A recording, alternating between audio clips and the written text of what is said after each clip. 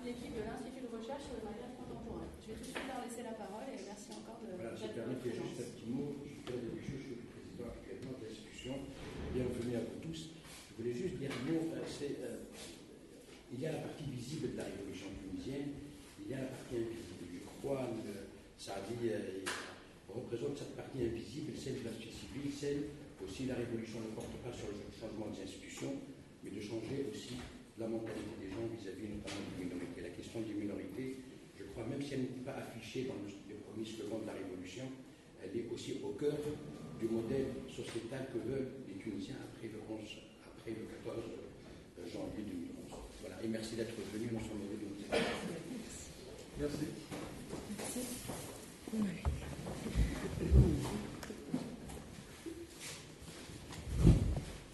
Bonsoir à tous. Donc, je suis Stéphanie Pouessel. Je vais essayer de modérer ce débat. J'ai une petite voix à cause d'une angine. J'espère que vous m'entendrez. Donc, avant de présenter plus en détail nos deux intervenantes, je voulais exposer le sujet que nous allons traiter ce soir. En fait, donc, on va parler des minorités en Tunisie, donc des minorités au Maghreb. C'est un terme... on va le voir qui ne s'applique pas forcément à la réalité locale au Maghreb. La question des minorités, c'est une question qui est plus facile d'aborder au Moyen-Orient, avec donc les minorités kurdes, donc les minorités religieuses, ethniques, etc. C'est quelque chose qui est plus, qui est plus facilement étudiable. Mais au Maghreb, c'est vrai que cette question des minorités, une question qui est longtemps restée taboue, mais les choses évoluent énormément. Par exemple, donc quand on parle des minorités, ici je pense spécialement aux Berbères, donc une minorité linguistique. On va parler aussi donc de la minorité religieuse juive, mais aussi donc la minorité raciale, les populations noires au Maghreb. C'est une thématique qui est souvent apparue après la construction nationale donc des États-nations au Maghreb. C'est une thématique qui a souvent fait... écho à celle de la fitna, c'est-à-dire à celle de la division du peuple. Donc c'est pour ça que c'était quelque chose d'assez tabou, le fait de mettre en valeur la diversité culturelle de ces États-nations, puisque ça allait à l'encontre d'une idéologie, de l'idéologie du nationalisme. Mais les choses ont énormément évolué depuis 40 années. Par exemple, pour prendre le cas du Maroc, pour lequel j'ai mené une étude sur les populations amazirs, dans les années 90, des militants avaient érigé un drapeau tifinagh, donc avec une inscription d'alphabet berbère. Ils ont été en prison pour ça. Tandis qu'en 2011, le roi a officialisé la langue amazigh et elle est enseignée même dans les écoles depuis une dizaine d'années. Donc on voit qu'il y a eu un changement, une évolution dans cette prise en compte de la diversité culturelle, qui est parfois même prise en compte par l'État lui-même. En tout cas, au Maroc, il y a une grosse politique de nationalisation de la diversité culturelle. Et aussi, le récit national intègre de plus en plus ce patrimoine de la diversité, notamment dans l'art, puisqu'il y a de plus en plus de documentaires ou de courts-métrages qui paraissent sur la question notamment des Juifs. Je pense au Maroc, où il y a beaucoup de documentaires là-dessus. Et donc en Tunisie, avec le documentaire que va présenter Fatma tout à l'heure. Je vais parler, mais pas... ouais. Donc, ce qu'on voulait aussi ce soir, en abordant ce thème des minorités au Maghreb, c'était essayer qui dit minorité dit forcément discrimination. Donc, on voulait essayer d'inverser la perspective et de penser des discriminations, non plus au nord, comme on a l'habitude de traiter ici, mais dans des pays postcoloniaux, donc au Maghreb, spécialement en Tunisie. Et on va essayer de voir si ce terme de minorité est applicable ou pas au Maghreb, puisque donc... qui dit minorité dit majorité, donc dit une condition minoritaire, mais surtout, notamment à propos de la question des populations noires, qui dit minorité dit des traits communs qui seraient autres que la couleur de peau, et on va voir que c'est difficile à identifier. Par rapport à la question juive, c'est plus facile, il y a une religion juive qui lie ce groupe, donc on peut éventuellement parler d'une minorité, on verra ça après, mais pour la question des Noirs ou des Berbères, c'est plus compliqué. Voilà, donc je suis très heureuse d'être avec deux femmes de la société civile et artistique tunisienne d'aujourd'hui, qui vivent en Tunisie. Donc Fatma Cherif, tout d'abord, qui est réalisatrice, diplômée d'histoire de l'art, qui a donc déjà réalisé un moyen métrage qui s'intitule Sweet Home, donc en arabe Bint Dar, en 2009, qui en fait est allé dans les coulisses de sa propre famille, de son propre foyer, puisqu'elle a fait un documentaire sur la femme de ménage de sa propre maison. Donc c'était un défi assez courageux. Et elle a voulu par là traiter de la question de la femme en Tunisie, mais de ce qu'elle a appelé la Tunisie bipolaire, c'est-à-dire comment dans une même maison peuvent cohabiter des classes sociales très différentes. Donc elle a voulu traiter donc, de la question de la bourgeoisie et comment est-ce qu'elle gère sa propre déstratification sociale dans sa propre maison. Et puis, ça a été aussi une manière pour Fatma de remettre en cause le fameux mythe de l'exceptionnalité du statut de la femme tunisienne. Parce que ça a été, évidemment, la femme tunisienne, on sait qu'elle a des droits très importants par rapport aux autres pays du monde arabe, mais c'est toute cette rhétorique sur la femme tunisienne, on sait que ça a été aussi un paravent de la dictature. C'était une manière donc de lier le féminisme à la laïcité et donc de faire passer la dictature aux yeux de l'Occident. Donc Fatma, à travers ce documentaire, a essayé de montrer la réalité de la condition des femmes tunisiennes aussi, une autre réalité. Et puis elle est revenue en Tunisie en 2011, elle a essayé de filmer les manifestations politiques de la Casbah, la Casbah 3, donc qui était la poursuite de la révolution du 14 janvier. Puis elle a eu affaire je crois qu'elle a eu affaire à la brutalité physique du régime à ce moment-là. Ce qui lui a permis de se rendre compte que même si la révolution avait eu lieu, la brutalité du régime était toujours là, et elle est là jusqu'à aujourd'hui. Voilà, elle nous présentera aujourd'hui un documentaire qui est sur le point de sortir et qui revient sur l'histoire des Juifs en Tunisie, mais qui n'est pas encore sorti. Et puis, je suis heureuse aussi de vous présenter donc Saadia Mosba, une pionnière dans le mouvement antiraciste en Tunisie. Donc, depuis des années, elle pointe en fait les discriminations raciales envers les populations noires en Tunisie. Elle dénonçait déjà cela avant la Révolution, mais c'était très difficile il n'y avait pas de débat social et politique qui était possible en Tunisie dû à la dictature. Mais elle pointait déjà cela donc, à travers les réseaux sociaux. Elle a continué en 2011 en soutenant la création de la première association antiraciste qui s'appelait Adam. Et puis elle a monté sa propre association antiraciste qui s'appelle Mnemti en 2012. Et puis elle vous présentera les actions de cette association qui sont essentiellement, je crois, tournées autour de l'éducation.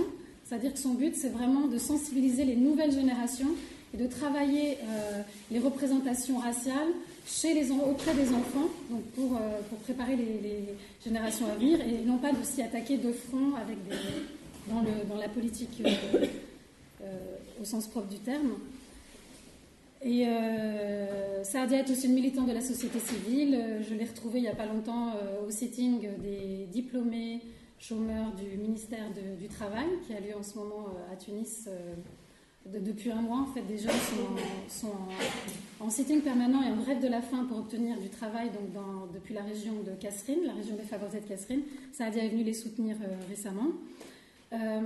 Sur le débat proprement dit du racisme, il a finalement, malgré l'effervescence de la société civile sur ce sujet-là, au niveau politique, il a très peu évolué entre 2011 et 2016. Je dirais que la première fois où il a pu rentrer à l'Assemblée nationale tunisienne, c'était l'année dernière, suite à un match de football en fait, de la CAN, de la Coupe d'Afrique des Nations, durant lequel en fait, les Tunisiens étaient insatisfaits du score. Du coup, ils avaient pris à partie des étudiants subsahariens qui étaient à Tunis capitale, et ça a amené donc à des représailles et à des actes racistes, tout du moins oralement.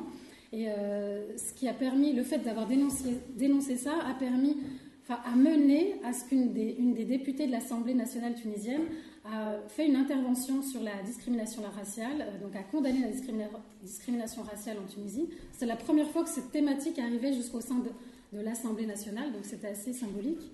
C'était Jamila Debbesh, et la seule députée noire de l'Assemblée, de la circonscription de l'Ariana, je crois. Ensuite, il y a eu quelques actions, comme Saadia vous en parlera, une caravane contre le racisme qui a traversé la Tunisie en mars dernier dans le sillage du Forum social mondial. Et ça a mené, avec l'association MNEMTI, à des interactions avec le ministre chargé de la société civile, chargé des relations avec la société civile, Kamel Jendoubi. Et actuellement, ils sont donc en pourparlers pour éventuellement des actions futures contre le racisme en Tunisie. Sadia nous en parlera précisément. Donc voilà, pour essayer d'être un maximum interactif avec vous, on a décidé toutes les trois de ne pas faire un exposé académique, chacune ne va pas faire un exposé, mais on va plutôt partir d'une thématique, chacune va intervenir rapidement sur cette thématique et ensuite vous pourrez donc intervenir, poser des questions et ainsi de suite. Voilà, donc tout d'abord, pour bien cerner le sujet, Fatma, par exemple, est-ce que tu peux nous présenter donc, le groupe des Juifs tunisiens, donc rapidement leur histoire, où est-ce qu'ils se situent en Tunisie, combien ils sont, quelles étaient leurs fonctions, donc pour bien qu'on comprenne de qui on parle maintenant. Très bien. Bon, ce qui est important à dire pour commencer, c'est que moi j'aime bien parler de population juive tunisienne, pas de communauté. Et les Juifs en Tunisie ont plus de 2000 ans d'histoire, c'est-à-dire ont été là, et c'est des tribus berbères qui ont été judaïsées. Et ça a évolué en ce qu'on appelle le groupe des Touensa. Et au XVIIe siècle, il y a eu les Italiens, les Livournais qui sont arrivés, de confession juive aussi, et ça a été le groupe des Grana. Et ces deux groupes, en fait, c'est-à-dire on peut les diviser en classes sociales différentes. C'est-à-dire les Touensa, c'est des judéo-arabes qui parlent la langue arabe et qui ont vécu avec les Tunisiens musulmans pendant 14 siècles, qui ont cohabité ensemble. Les Grana sont arrivés plus tard, de classes aisées, très européanisées, et qui ont été le pont entre la Tunisie et l'Europe. Et du coup, quand on parle de discrimination, les deux populations n'ont pas vécu les discriminations de la même manière. Ce qui est aussi important à dire, je pense, c'est le statut des Juifs en tant que dhimmi chez les musulmans. Ce statut, je vais expliquer un peu ce que ça veut dire dhimmi, parce que c'est un statut assez paradoxal, c'est-à-dire que les Juifs, en tant que minorité, avaient la protection des souverains musulmans, mais en même temps, pour avoir cette protection, il fallait être soumis. C'est-à-dire que les Juifs devaient avoir un habit différent pour les reconnaître. Les synagogues devaient être moins hautes que les mosquées. Ils ne pouvaient pas monter le cheval. Ils n'avaient droit qu'au mulet et qu'à l'âne. Voilà, il y avait plein de choses comme ça qui étaient complètement discriminatoires. Mais en même temps, ils avaient droit à la protection du souverain musulman. Et ils avaient surtout une taxe de capitation qu'ils devaient payer, c'est la jizya. Les chiffres, on n'a pas les chiffres exacts, mais on sait qu'au début de la colonisation et au moment de la colonisation, il y avait autour de 100 000 juifs. Mais comme il y a eu aussi la naturalisation de certains juifs à la nationalité française et les Grana qui avaient la nationalité italienne, donc ils n'étaient pas recensés, donc c'était autour de 100 000. Et aujourd'hui, il y a moins de 2000 juifs en Tunisie. Et donc la question réelle, c'est quelles sont les raisons de ces départs. Voilà. Tu peux dire où est-ce qu'ils sont placés ces juifs? Surtout le territoire tunisien. C'est-à-dire les Grana et ceux qui sont plus de classe aisée étaient autour de Tunis. Et c'est pour ça qu'il y a aussi la nostalgie, moi, que j'ai connue beaucoup avec ma famille, de se vivre ensemble, de mélange d'Italiens, Français, Juifs, Maltais, tout ça, c'était autour de la capitale.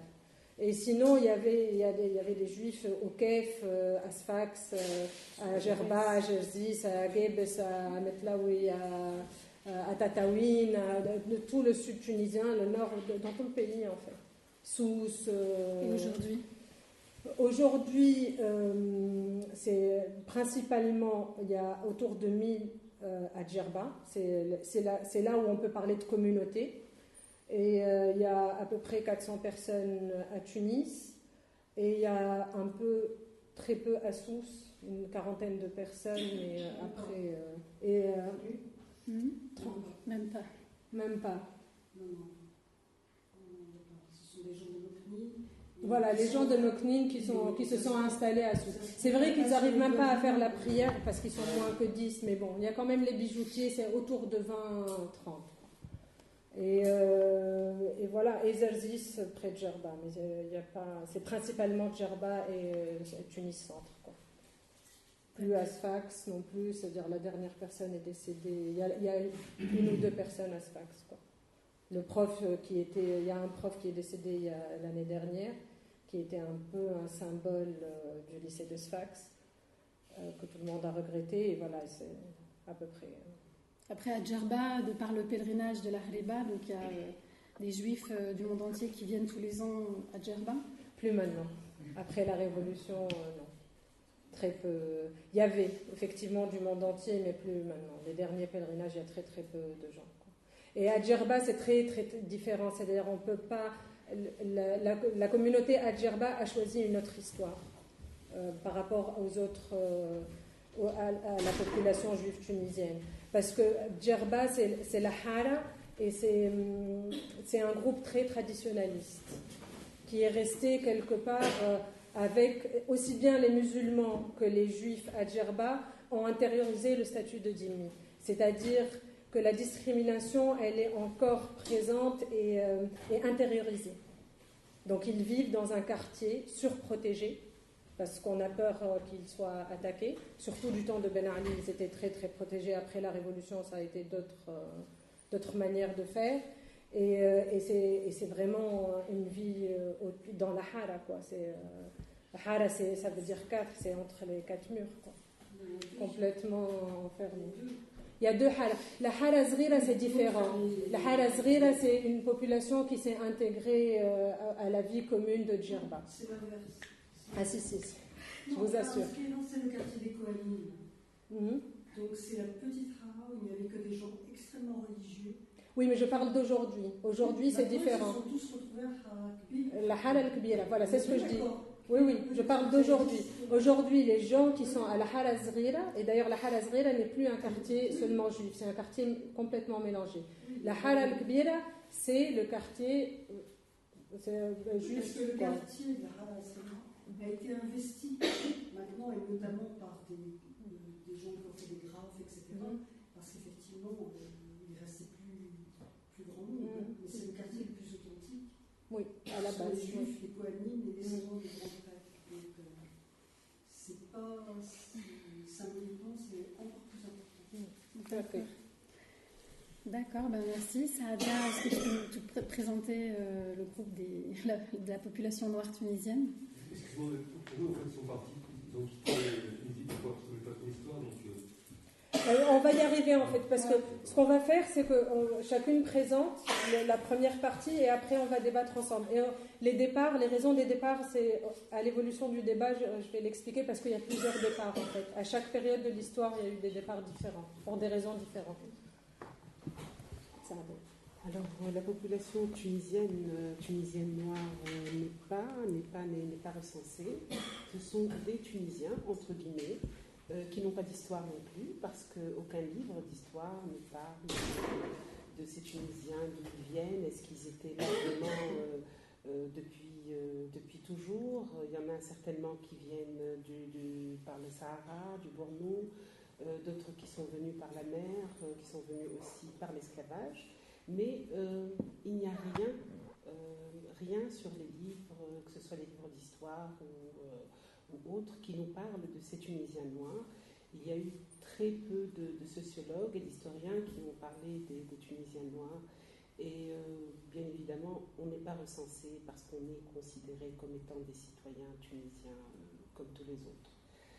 Chose qui n'est pas vraie dans la réalité, parce que dans la mémoire publique et dans cette mémoire tunisienne, le Tunisien noir est quelqu'un qui arrive par l'esclavage et qui n'est pas forcément tunisien à part entière.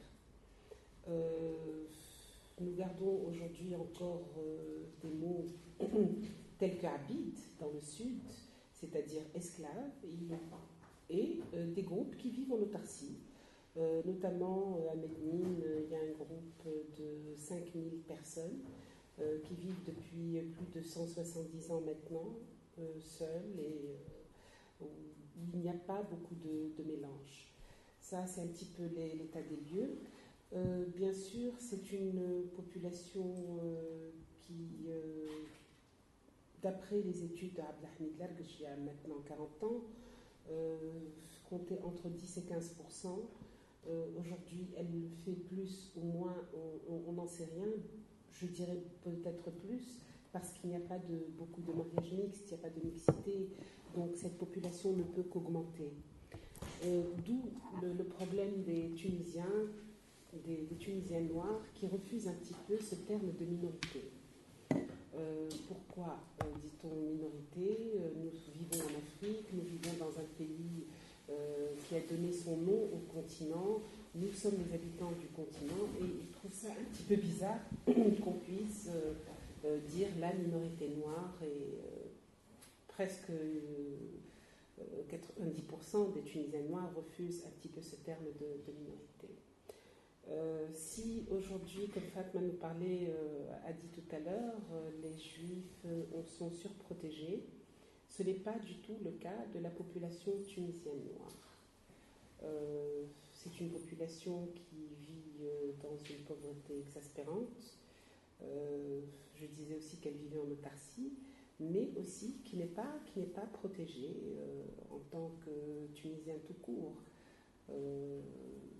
La pauvreté, certainement, oui, mais le Tunisien noir est resté, est passé, disons, on va dire, de l'esclavage à pas grand-chose. Hein, c'est des petits travaux, c'est des niveaux d'études assez bas, dus à la pauvreté, certainement, mais pas que ça, dû aussi au déni, à l'oubli, dans des endroits où ils vivent essentiellement dans le sud de la Tunisie, où à Djerba, ils ont encore un statut assez spécial et désolant.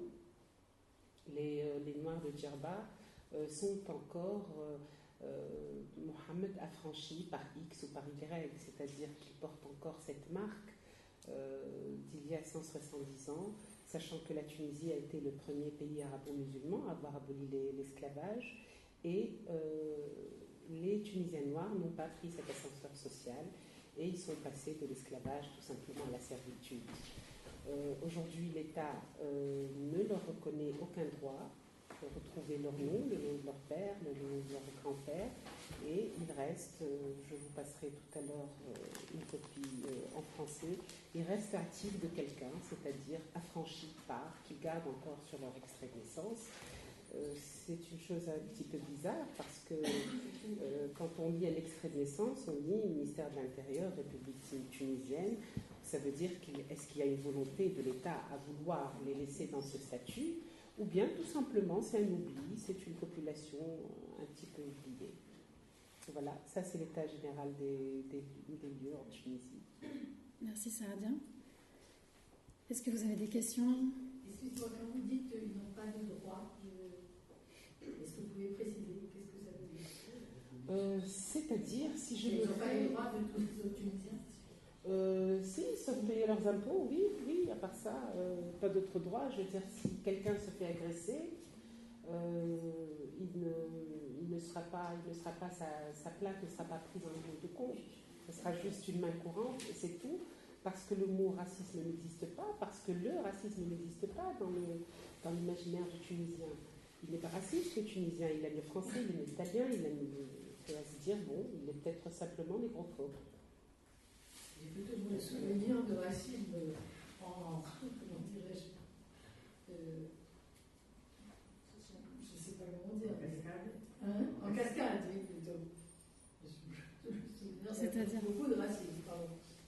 Beaucoup de racisme en Tunisie, eh bien l'État tunisien ne reconnaît pas le racisme. Les Tunisiens eux-mêmes ne le reconnaissent pas. Les pays qui reconnaissent le racisme. Pardon? Comment on reconnaît le racisme? En France, le racisme, c'est un délit. C'est un délit. Ils sont non seulement reconnus, c'est ça que vous voulez dire. Oui. C'est-à-dire qu'il n'y a pas une loi qui condamne le racisme, c'est ça que vous voulez Il dire? n'y a pas eu, et je ne pense pas qu'il y en aura d'ici quelques années encore. Hein. Pas du tout sur sur le bon chemin. C'est une réalité qui n'est pas reconnue en fait par l'État. Il n'y a pas de loi antiraciste. Le mot n'existe pas. Le mot n'existe pas. Quand vous allez porter plainte, si vous dites j'ai été agressée de façon raciste, non, ça n'existe pas. à cause de ma couleur, etc. Non, du tout. On vous dira, écoutez, vous êtes complexé, soignez-vous, comme ça, sans aucun problème. On vous le dira. Mais vous savez, ces communautés visibles, il y a cette visibilité et cette non-visibilité.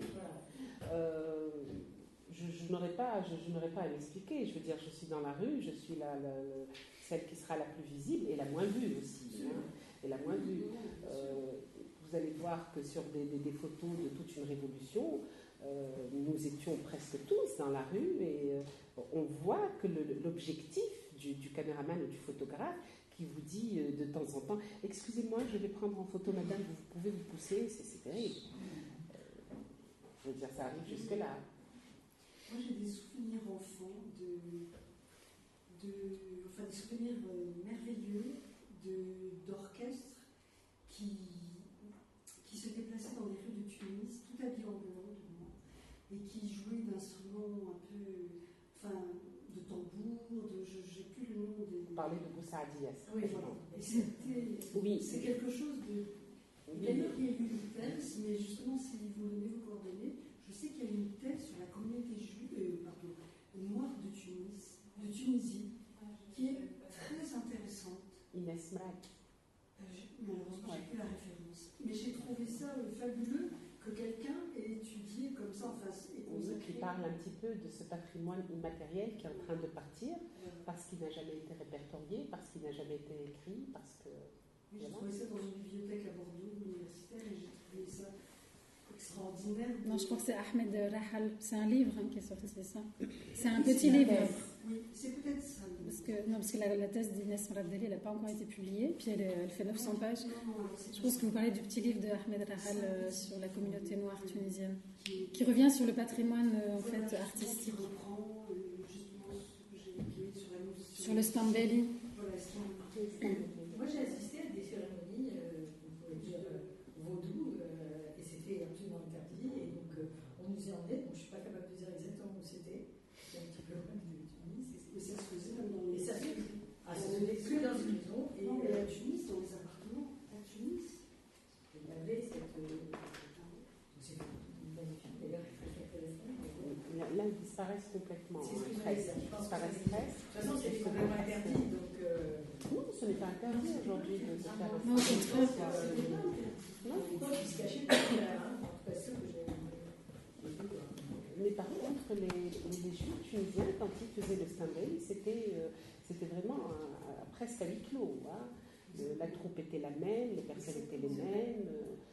Parce que je pense même qu'à l'intérieur des communautés, parce que moi, mes grands-parents avaient fait un mariage mixte entre les Alifournais et les Grana. Donc, vous voyez déjà le mariage mixte. Et je sais qu'il y avait des tensions parce que ma grand-mère assistait dans l'immeuble chez les Juifs à ces cérémonies-là, alors que mon grand-père était contre. Donc, vous voyez, ça recoupe un peu ce que vous aviez dit concernant les communautés, leur origine, leur hiéroglyphe, etc. Certains étaient plus occidentalisés. Ma grand-mère parlait uniquement l'arabe. Et donc,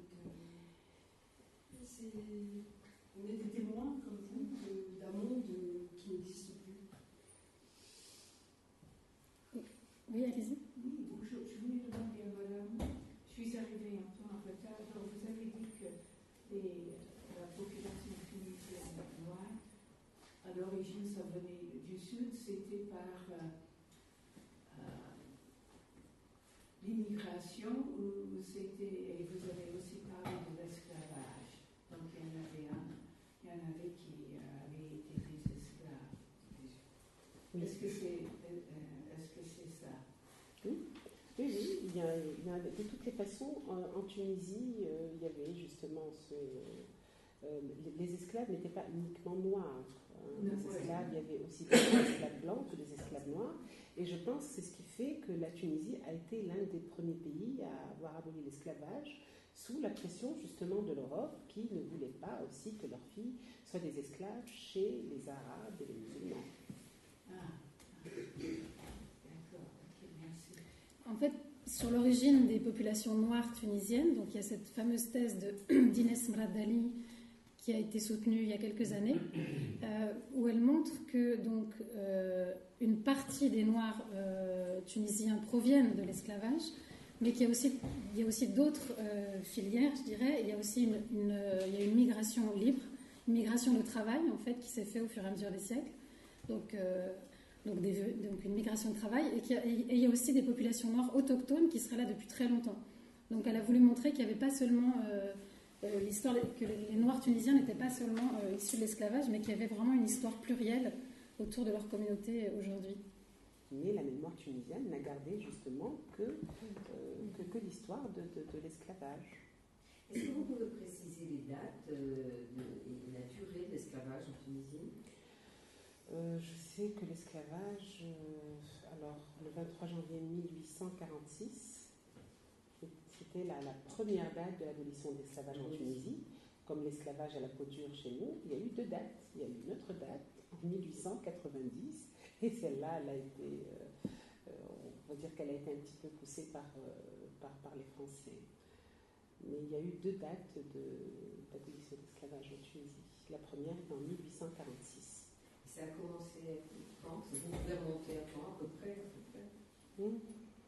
Combien de siècles? C'est ça que je veux dire, c'est de l'ordre de combien de siècles? L'esclavage De 6-7 siècles.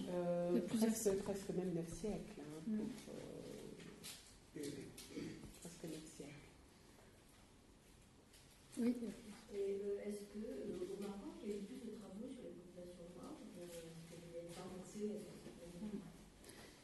Il y a quelques travaux qui existent en effet sur les populations noires, mais ça reste toujours des travaux, je dirais, assez folklorisants sur justement la musique, le stambeli, le gnawa. Donc ça reste quelque chose, voilà, je trouve, qui tourne autour du folklore. Mais sur l'histoire même des populations noires, bon, il y a un historien quand même qui a écrit une thèse dessus. Mais voilà, ça reste, de manière générale, au Maghreb, l'Algérie incluse, ça reste quelque chose d'assez tabou. Mais en tout cas, je sais qu'il y a des chercheurs qui travaillent dessus en ce moment, donc je pense qu'il y a beaucoup de travaux qui vont sortir dans les années à venir. Il y a beaucoup de choses à faire là-dessus. Au Maroc alors en Algérie, non. Au Maroc, en fait, le Maroc est un peu pionnier, puisque c'est le premier qui avait ouvert le débat sur le racisme, mais le racisme envers les Noirs subsahariens, donc envers les étrangers, en fait, envers les immigrés, à travers une association qui s'appelle Get Them, une association pour les immigrés subsahariens et donc les discriminations raciales.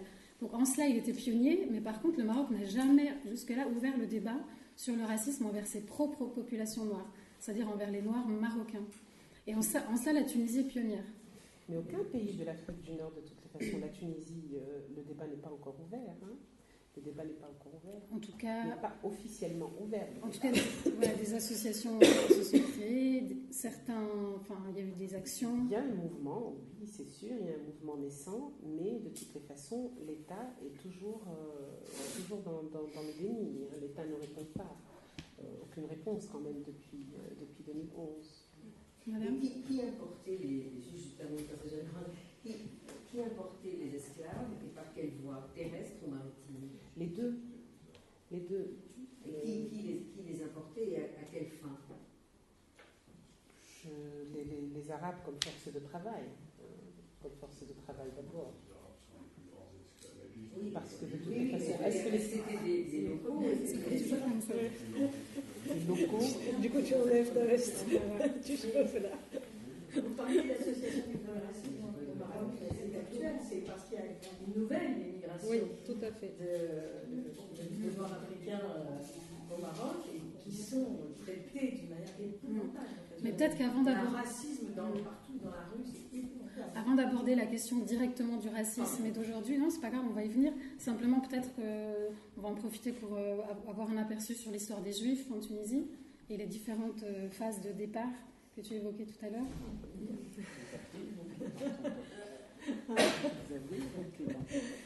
Alors, je vais quand même parler de la colonisation et du rôle qu'a joué la colonisation avant les départs. Donc les Tuensa, je disais, il y a les Grana et il y a les Tuensa. Les Tuensa qui parlaient arabe et qui étaient majoritairement de classe modeste, contrairement à ce qu'on pense et ce que l'imaginaire collectif dit chez les musulmans des juifs, parce qu'on imagine toujours les juifs très riches, machin, mais la majorité des juifs en Tunisie étaient de classe modeste. Juste avant la colonisation, et ça s'est renforcé avec la colonisation, il y a eu l'arrivée des écoles de l'Alliance universelle israélite, qui a été créée par un groupe de juifs français dans Adolphe Crémieux. Adolphe Crémieux a été à l'origine de la naturalisation de tous les juifs d'Algérie. Et son idée était, pour sauver les juifs de la discrimination et du statut de dhimmi, c'était justement d'emmener les juifs vers les occidentaliser, et donc en les occidentalisant allant vers la culture française. Donc ça a été le rôle de l'école des alliances israélites, c'est que ça a amené les juifs tunisiens Tuensa à aller vers la culture française, ce qui leur a permis de faire une ascension sociale, de s'émanciper effectivement, mais en même temps ça a créé déjà des tensions avec les musulmans qui eux étaient dans une situation plus indigène avec la colonisation. Ils n'avaient pas eu accès à cette ascension sociale. Donc, ça a renforcé c'est-à-dire, il y a deux sentiments. C'est-à-dire, le musulman a dans sa tête, c'est pas l'antisémitisme à l'occidental, où c'est l'extermination du juif, mais c'était un sentiment de soumission. C'est-à-dire, on accepte le juif, mais il doit rester soumis. Voyons la population juive s'émanciper, et s'émanciper par le fait de la colonisation française, ça a renforcé ce sentiment anti-juif. Donc ça, c'est la première étape. Après le deuxième événement, je dirais, pas événement parce que c'est encore plus fort que ça, c'est-à-dire la Deuxième Guerre mondiale a été aussi comment dire, quelque chose de déterminant dans l'histoire des Juifs tunisiens. Parce que jusque-là, avec la soumission, avec le statut de dhimmi, toute cette discrimination-là, il y a 14 siècles quand même de cohabitation. Arrive la Deuxième Guerre mondiale, et là, la déception de la France, le sentiment d'abandon, l'application des lois raciales à partir des années 40, l'occupation allemande pendant 6 mois, les camps de travaux, et du coup, on assiste à l'apparition aussi du mouvement sioniste en Tunisie, où certains juifs n'ont plus confiance ni en la France et ne veulent plus rester dans le statut de dhimmi avec l'évolution dans le monde entier, l'émancipation et tout ça. Et donc vont vers le mouvement sioniste, et ça c'est le premier départ, le départ vers Israël. Et le départ vers Israël a touché surtout la population défavorisée et du sud de la Tunisie. Par la suite, le deuxième départ, c'est l'indépendance. C'est-à-dire, certains sont partis avec la France parce que la France est partie, mais d'autres ont choisi de rester en Tunisie et qui ont lutté pour l'indépendance de la Tunisie, très peu au sein du parti du Néo-Destour avec Bourguiba, et majoritairement dans le Parti communiste. Ce groupe-là, qui a été assez important dans l'histoire politique tunisienne, parce que quelque part, moi j'ai vécu dans ce groupe mélangé, et c'est très représentatif du Parti communiste. C'est l'histoire du Parti communiste tunisien. C'était vraiment un parti mélangé. Et la force de ce parti-là, auquel moi je suis attachée même affectivement, c'est ce mélange, et c'est la lutte aussi pour une Tunisie plurielle. C'est le seul, en fait, parti qui a milité pour cette Tunisie plurielle.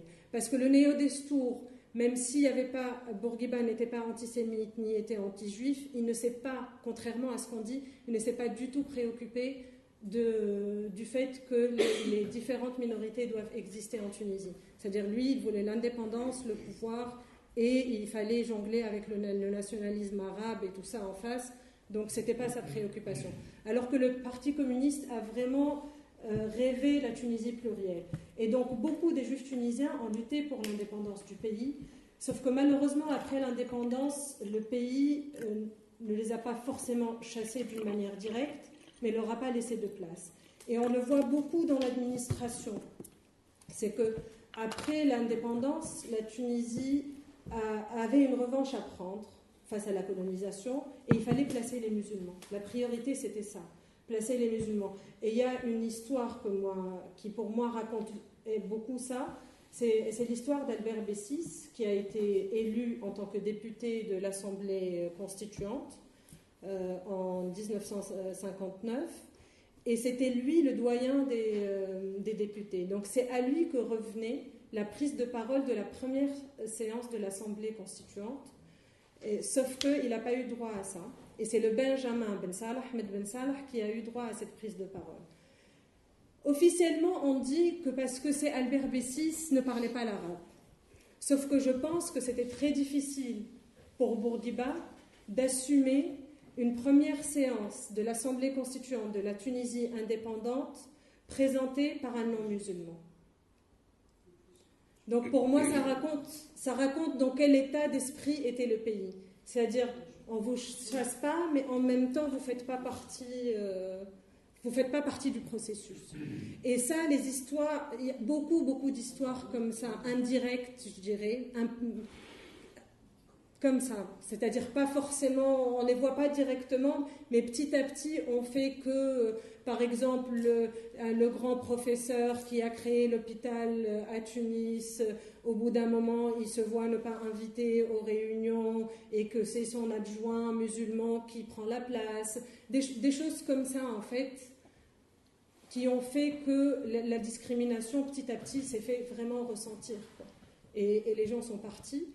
Après, un autre tournant, il y a eu aussi, après l'indépendance, 61, donc la base de Bizerte, et Bourguiba, donc, qui demande le départ de la dernière base à Bizerte. Et là, il y a une confusion entre les Français et les Juifs. Et cette confusion-là est due aussi au fait que des Juifs tunisiens qui ont été naturalisés français faisaient leur service militaire à l'hôpital à Bizerte et à la base à Bizerte. Et avant qu'il y ait l'histoire donc de la crise de Bizerte, les gens savaient que c'était des Tunisiens parce qu'ils se parlaient entre eux en tunisien et tout ça. Et quand il y a eu la crise, j'ai eu dans le film un des témoignages très très émouvants qui me disait, il était pharmacien, il travaillait à l'hôpital Roger Taillet, et il me disait en fait je ne savais pas quoi faire. C'est-à-dire j'étais du côté français, mais je ne suis pas français. Je suis tunisien, mais en même temps je faisais mon service militaire. Je voyais les blessés arriver et c'était déchirant, quoi. Et donc il y a eu aussi un départ après ça. Et le dernier gros départ, parce qu'après 67, il y a eu quand même, c'est petit à petit, les gens continuaient à partir.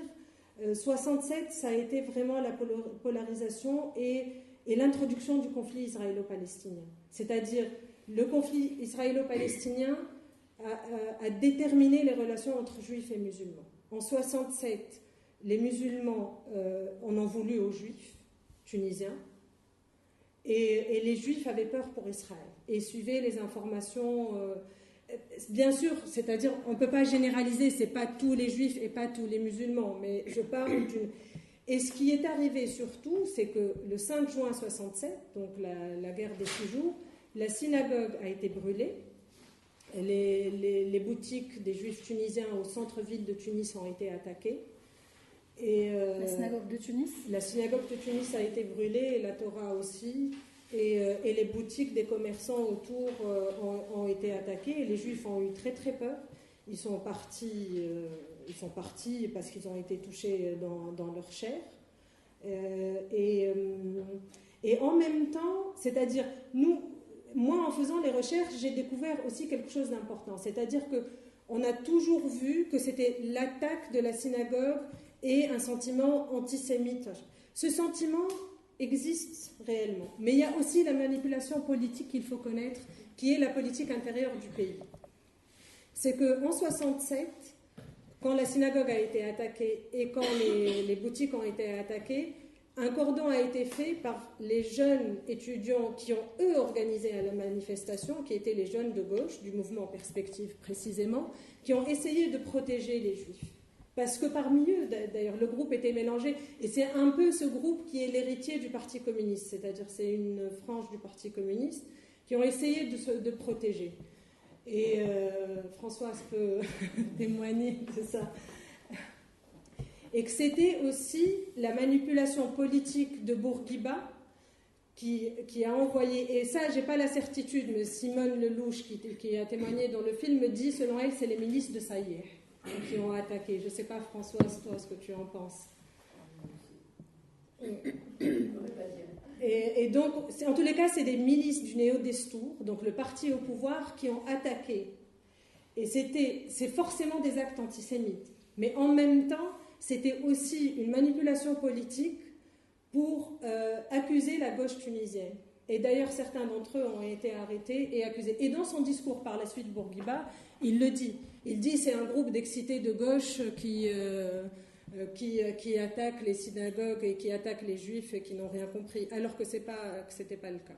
Voilà. Et par la suite, si vous voulez, la relation, elle a évolué malheureusement avec cette polarisation-là. Donc il y a 82, l'arrivée de Arafat et de l'OLP en Tunisie, il y a le bombardement israélien en Tunisie, donc les choses ne font que... Et on le vit aujourd'hui, c'est-à-dire aujourd'hui on est dans la confusion totale, c'est-à-dire en Tunisie on est dans la confusion entre juifs et sionistes, et on est dans la confusion entre oui, justement, c'est ce que j'allais dire. Entre juifs et sionistes, et forcément, quand on est juif, on fait le lien avec Israël et la politique israélienne et tout ça. Et en Europe, on est dans la confusion entre antisionistes et antisémites. C'est-à-dire, quand on est antisioniste, on est antisémite. Donc voilà, malheureusement, le conflit israélo-palestinien a polarisé encore plus. Voilà.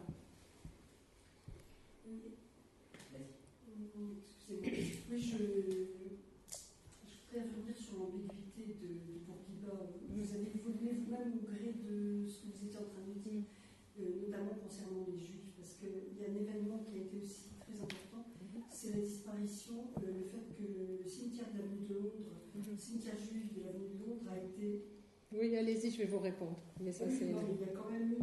Oui, non, mais c'est un projet français bien avant Bourguiba. Non, mais je ne dis pas qu'il est seulement, je veux dire, le seul responsable. Mais pour les Juifs, ça a été quelque chose de déterminant. Ce cimetière a été rasé la nuit, la décision a été prise, et le responsable de la communauté a décidé ce jour-là de quitter la Tunisie. Oui, c'est-à-dire, sincèrement, il y a des faits aussi qui sont surinterprétés. C'est-à-dire, je comprends un sentiment général de la symbolique. Oui. Moi, je vais juste donner les faits en fait de cette histoire parce que je l'ai beaucoup entendu en faisant mon enquête pour faire le documentaire. Le cimetière, Bourguiba a repris les projets de l'urbanisation de la ville de Tunis, qui était un projet français. Et c'est vrai qu'un cimetière au centre de la ville, ce n'était plus possible. Ce cimetière-là était symboliquement important parce qu'il y avait des rabbins importants, c'est vrai. Mais c'est un cimetière qui n'était plus utilisé. Je finis juste l'idée. Mais je suis d'accord aussi que symboliquement c'est important. Mais je finis l'idée parce qu'il y a eu deux faits qui ont été, selon moi, aussi surinterprétés. Qui est l'histoire du cimetière. Et c'est vrai que Bourguiba, symboliquement, il se rendait compte du symbole. Parce que c'est pas un hasard s'il avait mis André Barouch à la tête du secrétariat d'État de l'urbanisme et de l'habitat. C'était une manière pour lui pour faciliter ça. Mais je ne crois pas que ça a été fait contre les Juifs. Loin, pour moi, vraiment, il était très très loin de cette idée-là. C'est-à-dire c'était au centre de la ville et qu'il fallait... Ils les ont transférés à Bourgel, voilà, au Bourgel.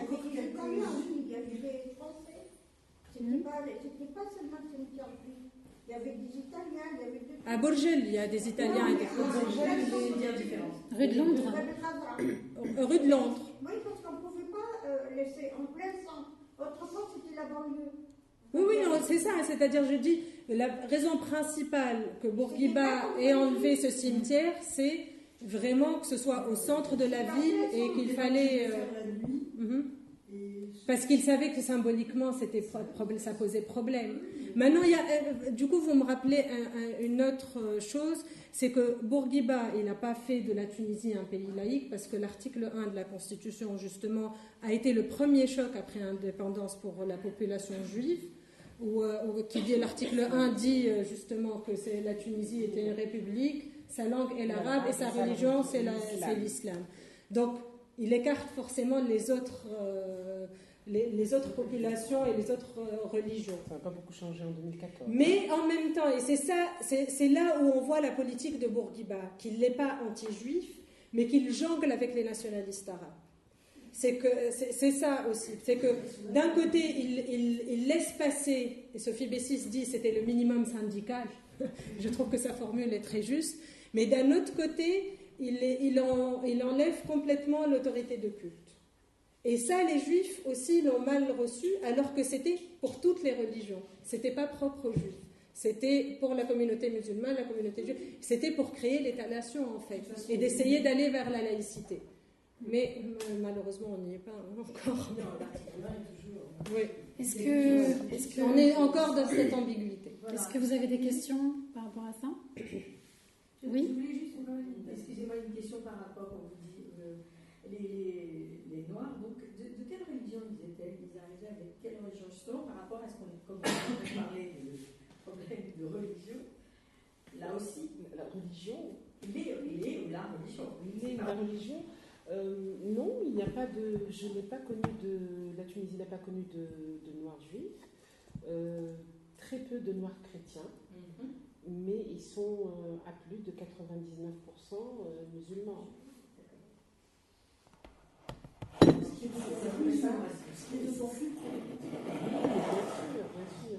Parce qu'on parle du mot ethnique, même quand on propose des textes pour réagir sur toutes les formes de discrimination, on dit la discrimination contre les femmes, les enfants, les personnes handicapées, et on saute la couleur et on dit mais oui, mais on a mis une discrimination ethnique, mais c'est pas vrai. Ce n'est pas vrai, nous sommes de la même ethnie, puisque nous parlons la même langue, puisque nous avons la même religion, puisque nous avons les mêmes us et coutumes, mais ce mot de couleur, on dirait qu'il fait peur. Je ne sais pas à quel point il peut leur faire peur, ou au contraire, il ne le compte pas du tout, quoi. Oui, madame, on vous écoute. Je voulais répondre, je ne sais pas, je suis arrivée, j'étais en plein pour Tunis.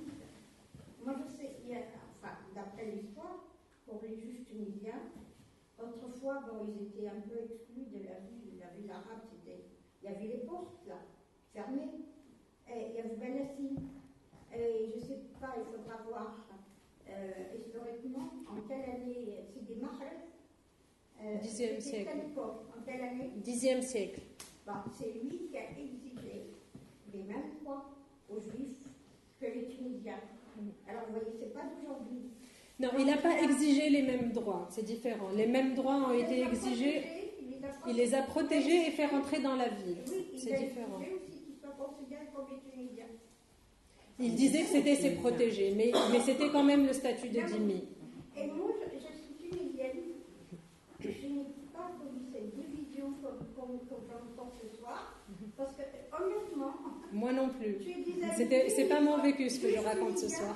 On a vécu avec tant d'amour, mais je peux vous jurer que j'ai une amie tunisienne depuis là-bas jusqu'à Paris. D'ailleurs, quand elle a été gravement malade, elle pouvait se permettre d'appeler n'importe qui, elle m'appelait moi. Et j'étais avec elle jusqu'au... Je suis restée avec elle jusqu'à quand elle est décédée. Même je suis restée après là avec elle. Je crois que vous m'aurez payé 10 millions, je ne l'aurais pas fait pour l'argent. Hein. Pour vous dire, je n'ai pas connu cette division entre Tunisiens ou Juifs tunisiens à Tunis. Je suis là depuis 68 et j'ai des amis Juifs tunisiens. On se retrouve à Paris, on est de la famille. Et là-bas, je n'ai pas senti ça. Maintenant, il y a eu beaucoup de Juifs aussi qui ont eu peur quand il y a eu l'indépendance, comme beaucoup de Français. Ceux qui sont partis l'ont regretté beaucoup. Enfin, dans mon entourage, ce que je rencontre des amis juifs tunisiens en vacances. Ils me disent on a notre maison sur place. Je vais juste vous poser une question, parce que moi aussi, j'ai grandi, et Vera est là, j'ai grandi dans un milieu très mélangé, et où il n'y avait pas de problème. Mais en même temps, c'est-à-dire, il y a une question que je me suis posée. Si c'était si bien que ça, pourquoi 100 000 personnes sont parties? Pourquoi ils sont partis si c'était si bien que ça? Il y a eu la peur, il y a eu la Tunisie, il y a eu des fuites d'argent aussi, il n'y avait plus rien en Tunisie. Reconnaissez que les Tunisiens, à l'époque où la France était là, il y a des Français très bien aussi qui sont avec les Tunisiens, reconnaissant qu'il y a une colonie où elle avait pris toutes les richesses pour elle, et le peuple tunisien crevait de faim à un moment donné. Et donc, et puis après, il y a eu fuite d'argent après l'indépendance. Oui, mais on ne peut pas résumer l'histoire avec sa propre histoire. Attendez, il n'y avait pas d'État tunisien. Mais c'est ce que je dis, madame. Je dis. Ils ont été exclus, le peuple tunisien. Forcément, quand il y a une colonisation, ils étaient exclus. Mais ce n'est pas une raison. On n'explique pas la discrimination parce qu'ils ont été exclus. Ils sont fuis avec de l'argent. Je vous assure que je connais le cœur de l'histoire. J'ai vécu à Tunis et je connais beaucoup de choses qu'on ne dit pas. D'accord. Non, j'ai vu une émission une fois, une juge tunisienne qui est en Israël. Elle est passée, elle a dit, on m'a dit de venir en Israël parce qu'on nous a promis beaucoup de choses. Elle a dit, j'ai tout quitté, je suis partie en Israël. Elle dit, maintenant je suis à Alger, c'est trop tard. Je regrette parce que si je pouvais, je retournerais, je vivrais très bien. Enfin, ça, c'est des exemples comme ça, je vous donne. Je ne sais pas, moi, ce que j'entends des soirs, franchement, cette Tunisie, on l'a décrit quand il y a eu la guerre des Golfe, non, 67, l'histoire de 67. J'entends au radio dire, oui, on a braqué les Juifs à Tunis comme des vaches, comme des bœufs. Et moi, j'ai de la famille qui sont venus, j'ai dit, c'est vrai qu'on a tué les Juifs comme ça à Tunis? Oui, mais c'est vrai. C'est vrai. Je vous montre les images, madame, c'est vrai.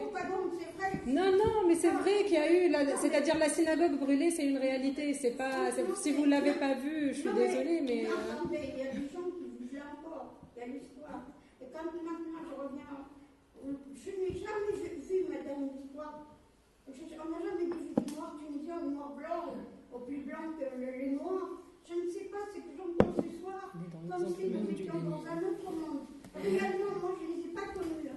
J'ai vécu, je suis née là-bas. Oui, mais malheureusement, l'histoire de chacun de nous ne peut pas refléter toute l'histoire de la Tunisie. Oui. C'était des nouvelles choses qu'on entend. Bah oui, on est là pour apprendre des choses. On est tous là pour... On est là pour apprendre des choses. Oui, allez-y. Une question très pratique de l'histoire. C'était quand le début de la colonisation? 1881. Ok, merci. Dans ce monde idyllique dans lequel nous vivons, en classe sociale, bien évidemment, c'est bien entre classes sociales, mais pas forcément une mélange de classes sociales, même si nous avions aussi des Noirs avec qui on était amis, évidemment. Et donc, dans ce monde idéal, on s'aimait beaucoup, on vivait ensemble, c'est vrai, mais on ne se mariait pas ensemble. Oui, exactement. Je veux dire, on vit ensemble, mais dans un monde à chaque fois. Enfin, on a connu quelques mariages, heureusement. On a quelques amis qui sont mariés. Peut-être qu'on peut juste... Peut-être qu'on peut justement... Vous vouliez dire quelque chose? Non, je voudrais avoir une petite précision sur les mesures qui ont été faites par le décret Crémieux. Ça s'est concrétisé comment en Tunisie? Ça ne s'est pas concrétisé. En Tunisie, en fait, il n'y a pas eu de décret Crémieux. C'est-à-dire, il y a eu... Uniquement pour l'Algérie? Uniquement pour l'Algérie. Oui. En Tunisie, ça n'a pas existé, mais il y a eu en 1921 la possibilité aux Juifs tunisiens de demander la naturalisation. En 1921 et 1923. Et les Juifs Grana étaient sous la protection du consulat italien. Donc ils étaient de nationalité italienne. Et d'ailleurs, eux-mêmes, ils disent, parce que dans la terminologie, on dit plus Juifs tunisiens. Donc on définit les Juifs d'abord par leur religion et après par leur nationalité tunisienne. Mais chez les Grana, eux-mêmes disent, c'est-à-dire ils sont d'abord italiens et la religion vient après. Peut-être pour justement avoir une idée plus concrète de ces discriminations aujourd'hui, on peut peut-être aborder le thème du mariage mixte justement, parce qu'il y a beaucoup d'histoires là-dessus. Est-ce que nous allons voir votre film ce soir? Non. Malheureusement. Il n'est pas encore sorti. Il n'est pas encore sorti. J'ai même pas la date parce qu'il doit passer d'abord. J'ai pas le droit de le montrer parce que c'est TV5 qui le passe. Oui, il est fini. En fait, moi je dis ça parce que je peux comprendre que pour certains Tunisiens, ça soit difficile d'envisager qu'il y ait une discrimination raciale. Donc c'est pour ça que peut-être, Saïda, tu peux nous donner en fait des exemples concrets d'interactions difficiles. Alors, mesdames, juste pour vous dire que moi aussi j'ai vécu avec des voisins, avec des yeux bleus, dans des petites taches de rousseur parfois, hein, sans problème. Mais nos histoires, à vous et à moi, ne font pas toute la Tunisie. Aujourd'hui, dans votre pays et le mien, on enterre encore les Noirs dans un cimetière et les Blancs de l'autre côté. On ne retrouve pas. Madame, dans quelle ville cette histoire? À Djerba, à Midoun. C'est spécial là-dedans. Parce que ils sont connus par les... Oui, mais c'est pas grave. Mais ça existe. Mais ça existe. Je veux dire que ça existe. Aujourd'hui et depuis l'an 2000, c'est-à-dire l'an 2000, c'était hier. Et depuis l'an 2000, un gouverneur a décidé de séparer une seule ville en deux bus, un bus pour blancs et un bus blanc qu'on dit ahrar, c'est-à-dire les gens libres, et un bus pour arabes qu'on dit esclaves. C'est incroyable. Mais c'est incroyable, je parle de l'an 2000, hein. Je parle de l'an 2000. C'est une Tunisie que vous ne connaissez peut-être pas, ou que vous ne voudrez pas connaître. C'est dans le sud, Mednine. C'est dans le sud, ça se passe à Mednine. Moi, j'ai une arrière-grand-mère noire, que je n'ai pas connue bien sûr, mais j'ai un oncle, une tante qui parlait avec moi, mes cousins noirs. Alors, c'est vrai, enfin, je ne suis pas jeune. Madame, je vous donnerai le prix Ça Nobel. date plus de 100 ans, cette histoire. Du vivre ensemble et de l'amour de tous les Tunisiens. Mais la réalité est autre, malheureusement. Malheureusement. Malheureusement. Alors, les autobus, si vous voulez. Oui, les autobus, c'était justement la suite d'un mariage entre un jeune noir et une blanche de la même région. Et pour ne pas que cela se répète, parce que c'est honteux, on sépare les gens, comme ça ils n'ont plus les moyens de se rencontrer, même dans un bus, pour aller au collège, pour aller au lycée. Et ça se passe depuis 16 ans, bien que la sonnette d'alarme a été sonnée plus d'une fois depuis l'an 2000. L'État n'a pas... à Mednine. L'État n'a pas daigné ce retour. Je n'ai vu aucun responsable prendre ni la voiture, ni même l'avion, ce qui fait à peine 35 minutes, pour aller voir. Alors ça se passe par téléphone. Allô, monsieur le gouverneur, est-ce que c'est vrai que vous avez un bus? Mais oui. Non, monsieur, il n'y a pas. C'est parce que la population a augmenté et c'est parce que, oui, que la population augmente. Pourquoi ce même bus qui part de la même place? C'est-à-dire, il y a quand même 20 mètres entre les deux bus. Hein. Pourquoi il n'y a pas de bus qui partent à un quart d'heure de différence, par exemple, pour ramasser les élèves? Et c'est d'autant plus désolant que ça se passe pour des élèves qui se déplacent, c'est-à-dire de leur village, pour aller au collège. Mieux encore, à un moment, parce que les bus reprennent les élèves pour les ramener au village le soir. Les cours se terminent à 18h. Le bus pour noirs vient récupérer les élèves à 16h, parce qu'ils ont quand même entre 9 et 12 km à faire à pied. C'est pas très facile à la naissance du monde, là-bas, il n'y a rien du tout. Et les élèves ratent pas mal de cours. Est-ce qu'ils sont dans les mêmes collèges? Ils sont dans le même collège, mais ils n'ont pas les moyens de leur construire un collège. S'ils avaient les moyens, ils l'auraient fait, ne vous en faites pas. Et si, par exemple, pour aller en classe, s'il y a des noirs qui montent dans l'autobus des blancs? Non, c'est interdit. C'est formellement interdit. C'est-à-dire personne sur le vol, personne ne dit rien. Ça veut dire que comment c'est surveillé par le chauffeur?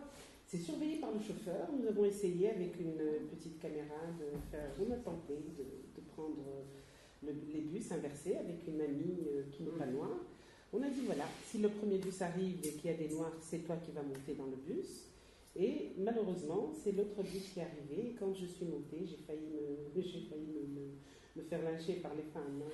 Tu descends tout de suite. Je dis, mais je ne peux pas faire 9 km à pied. Elle me dit, tu les feras à pied ou bien on te tord le cou.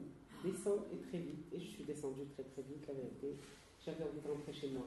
Non, donc c'est un régime d'apartheid. C'est pas un régime d'apartheid, absolument, il faut dire les mots. Oui, l'apartheid existe, bien sûr, l'apartheid existe en Tunisie.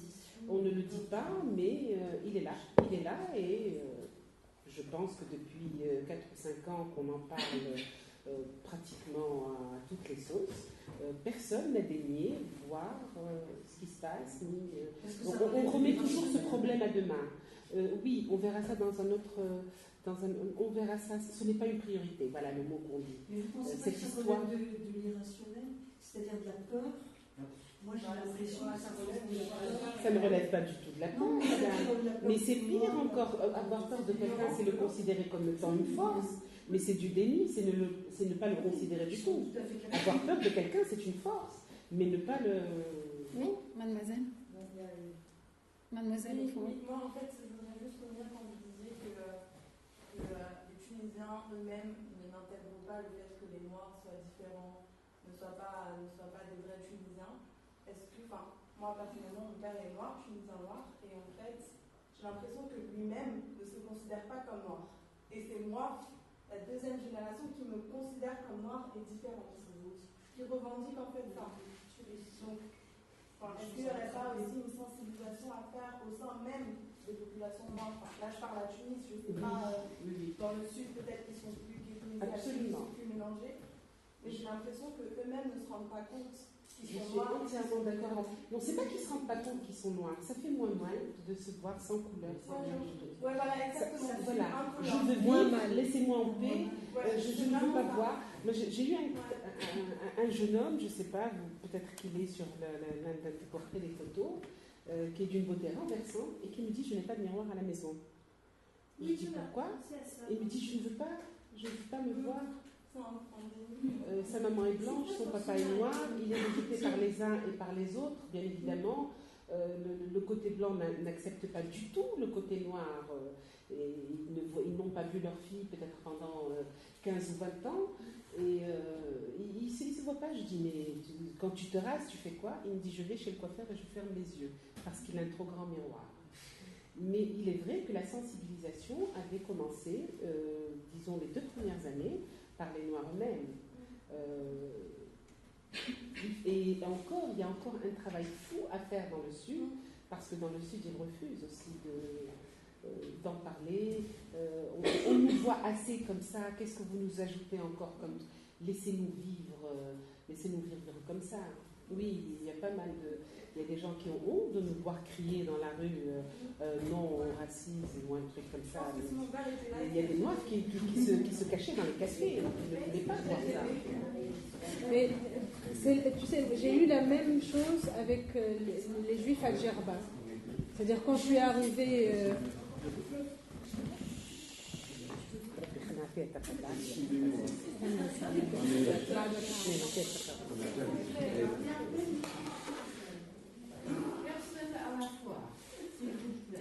Ouais, Fatma.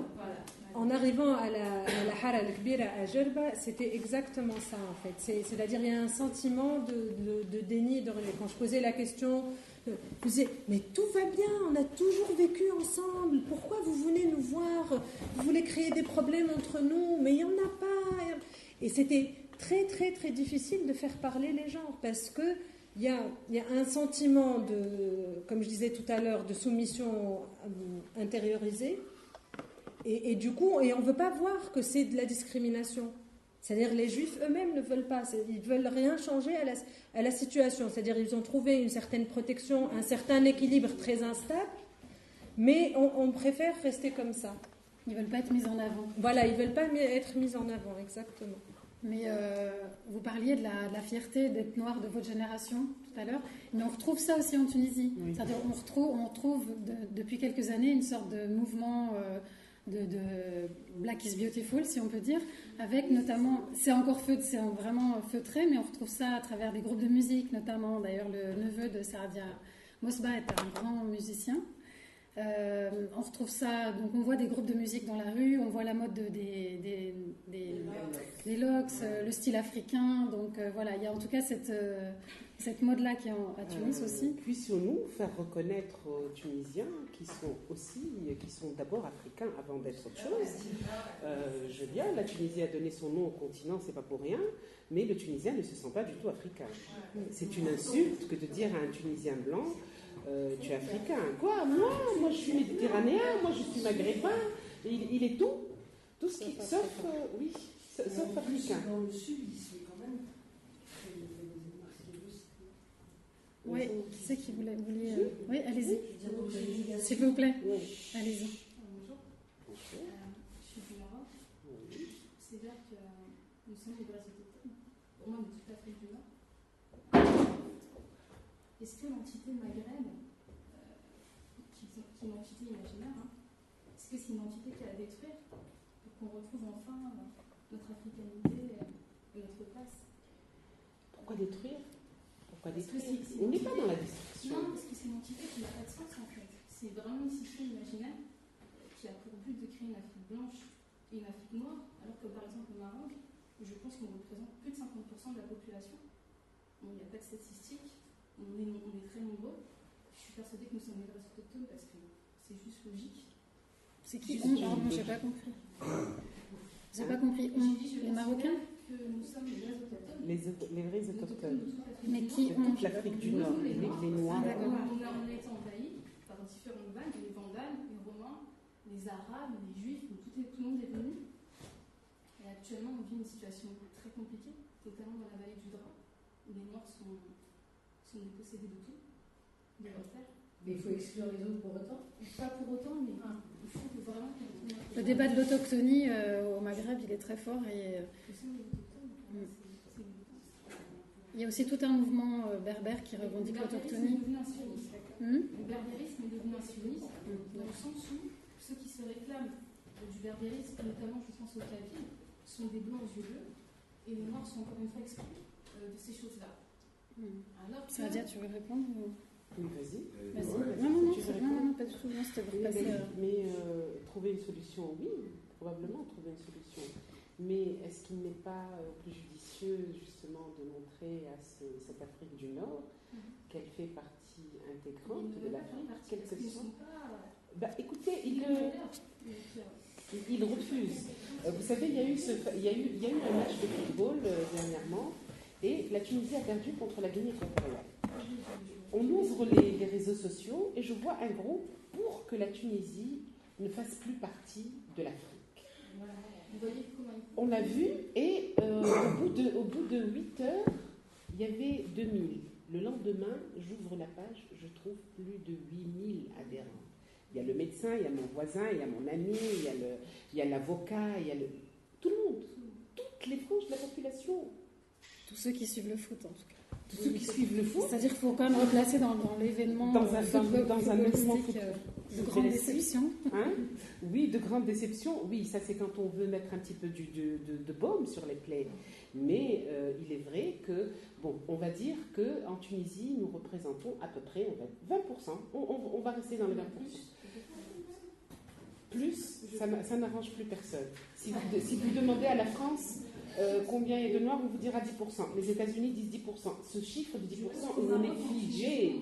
C'est juste, on est figé, on nous enterre dans les 10%. C'est pas grave, on va dire qu'à Tunis, on est 20%. 20%, est-ce qu'ils sont représentés quelque part? Est-ce que ce chiffre est représenté quelque part? J'ai vu dernièrement les avocats, j'ai dit, mais combien vous êtes? On me dit, on est 8000 avocats. Et sur les 8000 avocats, il y a combien de Noirs? On a compté, à Tunis, il y en a 18. À Gabès, il y en a un. Il y a un seul juge. Mais et pourquoi les Noirs n'arrivent pas à passer? Par exemple, il est avocat, il n'y a pas de problème. Il passe son écrit, il est excellent et il a son écrit haut la main. Et c'est à l'oral que ça casse. À l'oral, il ne peut pas être juge. C'est pas possible. Un des avocats, ceux qui ont corrigé la Constitution, a dit un jour, il n'y aura jamais de juge noir ni de juge handicapé tant que je serai vivant. Quel rapport? Qui a corrigé la Constitution? Il n'y en a pas des masses.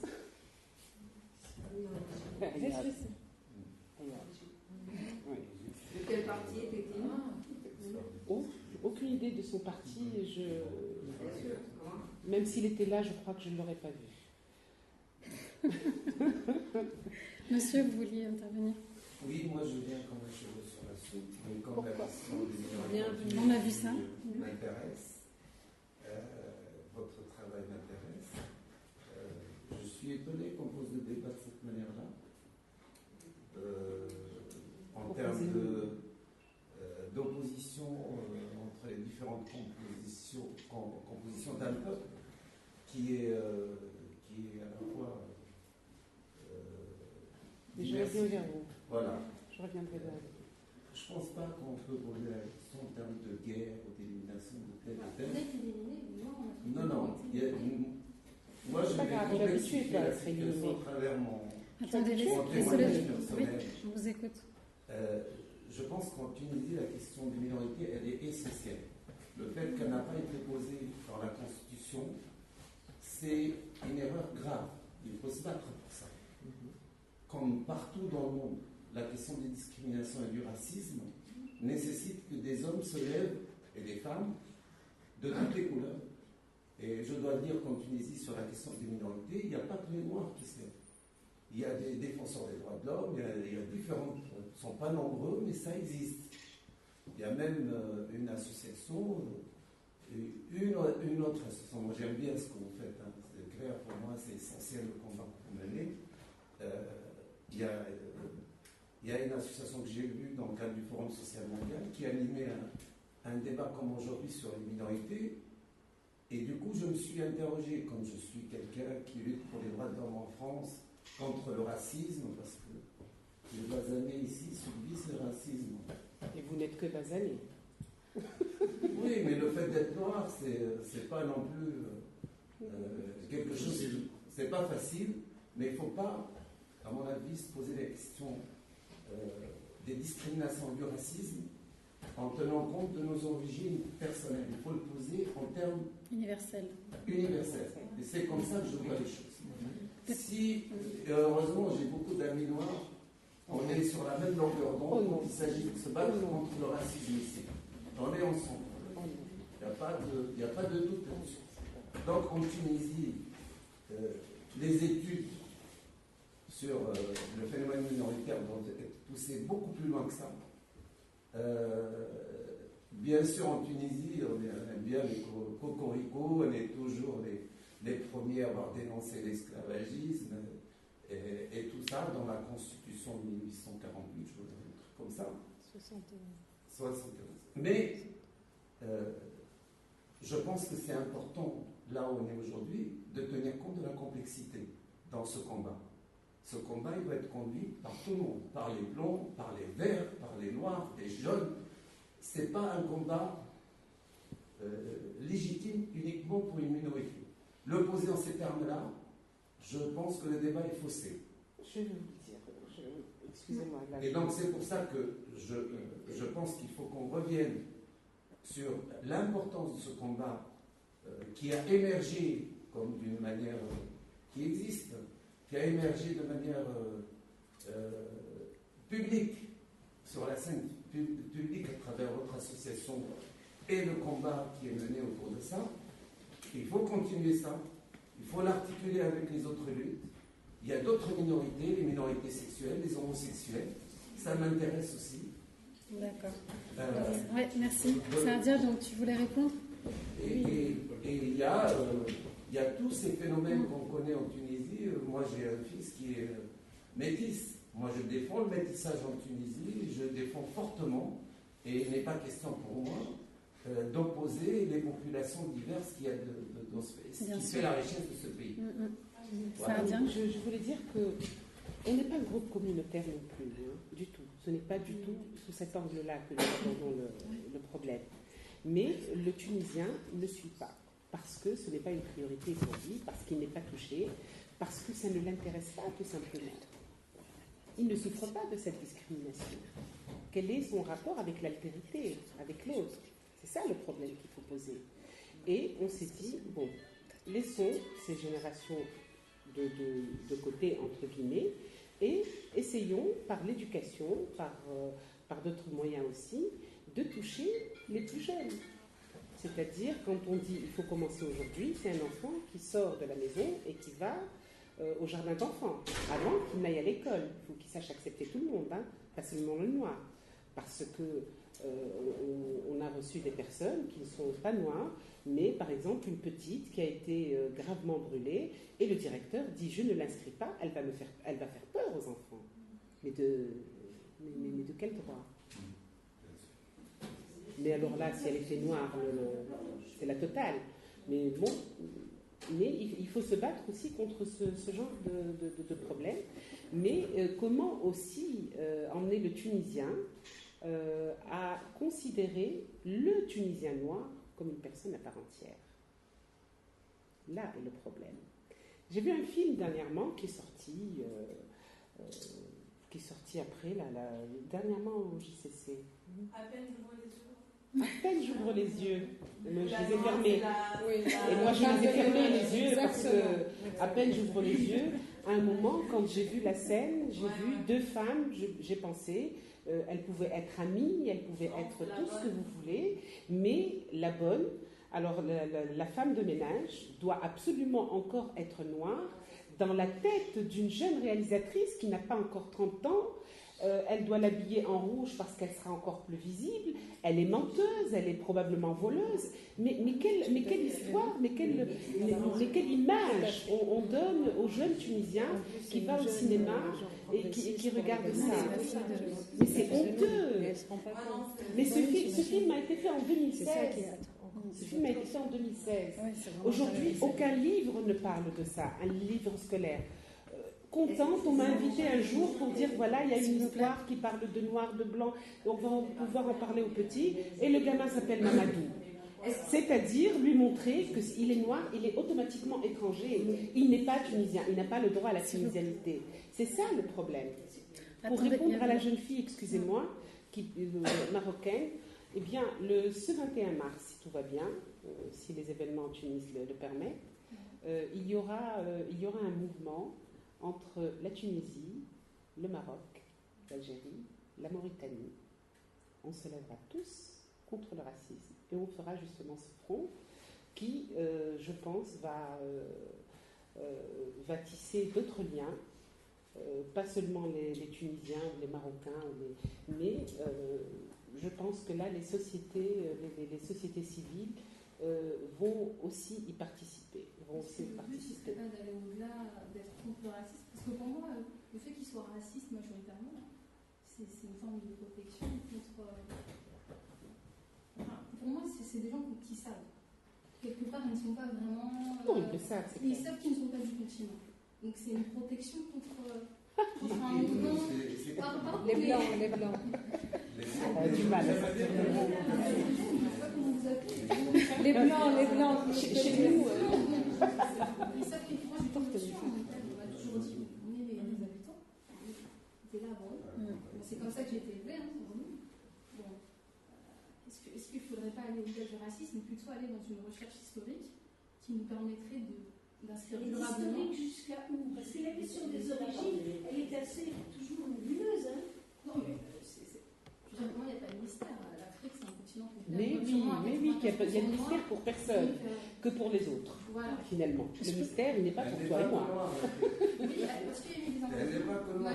Je peux lui répondre. Les Berbères, c'est les populations autochtones. Oui, je vous l'accorde, elle n'est pas que noire, mais elle est majoritairement. On ne va pas rentrer dans un débat sur les origines, c'est pas le but ici. C'est bien de répondre à la question, parce que tel que le débat est posé. Moi, ça m'intéresserait de répondre à la jeune fille. C'est-à-dire, l'Afrique est effectivement majoritairement noire. Et justement, aujourd'hui, dans les pays du Maghreb, les Noirs sont minoritaires et subissent le racisme. Juste, je finis l'idée. Et est-ce que, justement, la solution, c'est de faire l'inverse? C'est-à-dire que les Blancs qui deviennent minoritaires en Afrique, on va leur faire subir ce que subissent les Noirs. Est-ce que c'est ça la solution? Moi, j'ai une solution beaucoup plus efficace. Dites-moi. On ne va même pas les faire partir. Le Maghreb n'existe plus. Il y a deux populations noires du Niger, dont on est très proche, on est proche des Fulbé, etc. Les Bambara, ils remontent. On enlève les frontières, ils remontent comme ça. Et bon, si les Blancs ne sont pas contents de leur temps noir, D'accord. Oui, mais ça, c'est une solution en fait. C'est une solution magnifique, mais on va la faire globale. C'est-à-dire enlever toutes les frontières, ce serait magnifique. Sinon, on passe à la question d'après. S'il vous plaît, vous vouliez poser une question? Non, tout à l'heure, je vous ai vu lever la main. Oui? Non? D'accord. Donc, il y avait une dame par là qui voulait intervenir? Non plus. D'accord. Oui. Mon premier métier en Tunisie, je me suis occupée des enfants, de 3 à 6 ans jusqu'à l'école. D'accord. J'ai eu 3 enfants noirs dans ma classe. 3 d'un coup? Attendez. C'est rare. 3 d'un coup. Après, on montre les photos. Laisse-moi vous parler d'abord. Oh. Oui, je vous écoute. Vous me coupez après, vous dialoguez. Il y avait 2 enfants de chauffeurs d'ordinateur, c'était 2 enfants magnifiques. Et pour moi, ils étaient tous pareils. Il y avait une petite fille, je la vois toujours, noire aussi. J'ai fait ma classe. Je n'ai même pas le midi. Je restais pour tous les enfants. Parce qu'il n'y avait pas assez de personnel. C'était au début. Hein. Et il n'y avait aucun enfant qui était traité de déformant. Aujourd'hui, si tu as un enfant, c'est un peu comme les enfants. Parce qu'ils doivent être mariés, avoir des enfants, ça aurait pu être un petit enfant. Et on s'adorait. Il n'y avait aucune différence. Et dans les familles, aucune différence, c'était plus ou moins aussi. Parce que le papa, j'ai connu le papa de ma tante, mais l'arrière-arrière-arrière, je ne l'ai pas connu. J'ai toujours entendu parler d'elle. D'accord. Vous savez, madame. Alors, franchement, ce que je trouve ce soir, comme si on cherchait vraiment un rôle d'éviter. D'accord. La politique d'aujourd'hui, on fait celui-là, il n'est pas algérien. Celui-là, il est berbère, il n'est pas tunisien. Non, je crois pas que c'était le. Non, je crois pas que c'était le but de la soirée. C'était pas le but de la soirée. Et j'aimerais vous dire une chose. Je serais incapable de vous dire la couleur de mon ami. Je serais incapable de vous dire même la couleur des yeux de mon ami. D'accord. Ok. Il y a une question par ici, puis ensuite Saadia va nous montrer des images. Oui. Une question pour vous. Est-ce que vous aviez parlé justement du fait que dans la magistrature, il n'y avait pas beaucoup de juges noirs. Au niveau politique, ça reflète aussi l'absence de représentation des personnes noires. On peut compter une seule députée, Lila Levèche, qui était auparavant haut fonctionnaire, mais hormis elle, au sein du Parlement tunisien, c'est vrai que ce soit noir ou autre minorité, finalement, on ne retrouve pas beaucoup. Alors ma question c'est, est-ce que vous disposez de statistiques par rapport à cela? Et est-ce que seulement vous êtes favorable, même je dirais, à une approche statistique du problème, notamment dans votre lutte? Est-ce que vous pensez que c'est quelque chose qui peut réveiller les consciences, ou est-ce que c'est une méthode que vous réfutez? Du tout, nous sommes favorables. Nous avons demandé justement à être recensés. Être recensés pour demain, quand on demande qu'on puisse dire, écoutez, que cette population soit représentée à 5%, à 10%, à 20%, à 15%, selon bien évidemment nos compétences. Mais le premier ennemi du Tunisien noir est la pauvreté. La pauvreté. C'est le premier ennemi du Tunisien noir, c'est la pauvreté. Si vous pouvez voir comment ils vivent dans le sud, c'est terrible. C'est la naissance du monde, il n'y a rien. Oui, il n'y a que... moi-même je viens de Tataouine, et c'est vrai que c'est dans le sud, dans l'extrême sud tunisien. Alors, les gens de Tataouine vous diront toujours, non mais on vit avec eux, vous savez, les Tunisiens aiment beaucoup, ils aiment cette vision un petit peu idyllique de son propre pays, hein. mais bien évidemment, et c'est vrai... Dites-lui s'il veut marier sa fille. Tout à fait, c'est absolument impossible. On s'invite dans les mariages des uns des autres. On y va parce on que... s'invite et on y va. On y va. Hein? On y va. Pourquoi on y va? On y va pour garder de bonnes relations de voisinage. C'est-à-dire qu'il y a toujours cette barrière psychologique invisible, c'est vrai. Mais du point de vue de la pauvreté et du niveau social, il va de soi que dans le sud tunisien, on sent une franche discrimination des populations noires, parce que dans l'emploi, moi j'ai mes voisines justement, d'une famille noire qui habitent là depuis toujours, et les jeunes filles qui ont à peu près mon âge, qui n'arrivent pas à trouver d'emploi. Donc la question de la discrimination, elle est terrible même pour notre génération, c'est-à-dire qu'ils sont doublement discriminés. Ben oui, il y aura toujours une discrimination en plus. Être femme, noire, la région aussi, la région au fond, le gay, c'est terrible. Il y aura toujours une discrimination en plus. Et un combat en plus à mener. Tout à fait. Donc, mais c'est intéressant en fait, vous parlez de combats de plus à mener, c'est des combats qui se mènent vraiment sur plusieurs fronts. Sur plusieurs fronts, mais il faudrait que tout le monde y adhère aussi. C'est-à-dire que, je dis tout le monde, qu'une bonne frange de la population y adhère, indépendamment de sa couleur, de sa couleur sociale, de sa couleur politique. Mais malheureusement, aujourd'hui aussi, la société civile tunisienne a une couleur politique. Quand un parti politique va dans un sens, aujourd'hui, tout le monde parle de l'homosexualité en Tunisie, chose on n'en parlait pas il y a 3 ans, il y a 4 ans, il y a 5 ans, il y a 10 ans, il y a 20 ans. Oui, je suis d'accord. Mais ça, c'est parce que c'est un parti politique qui a pris sur lui d'en faire son cheval de bataille, sachant que ce sera un cheval gagnant. Gagnant, c'est pas sûr. Oui. Si on est noir et homosexuel, c'est pire. Oui, je sais. Étant donné que l'heure passe et qu'on doit terminer rapidement, on regarde les images, les photos avec Saadien. Est-ce qu'on éteint la lumière ou pas? Non. Oui, je pense que tout le monde va. Alors, ça, c'était la première fois où ce jeune, c'est un groupe d'à peu près, on était à peu près 11 personnes au début en sortant de la maison, parce que nous nous retrouvons, c'est une association qui est encore jeune, et nous nous retrouvions dans une maison, pas de local, pas de subvention, rien du tout, chose qui dure encore aujourd'hui, mais ce n'est pas grave. Et c'est la première fois qu'on sort à Tunis et les gens nous regardaient comme si on descendait de la lune. Voilà, c'est le noyau dur de Mnemti, qui est aujourd'hui beaucoup plus coloré, on va dire, beaucoup plus coloré. Sur l'avenue Habib Bourguiba, on avait choisi un 1er mai où, sachant que c'est une journée où on fête le travail. Et ensuite, il y a eu la marche que nous avons appelée la marche des oubliés de la Constitution. On a décidé de sortir en tant qu'oubliés de la Constitution parce que notre demande a été rejetée justement un 21 mars, qui est la journée mondiale de lutte contre la discrimination raciale.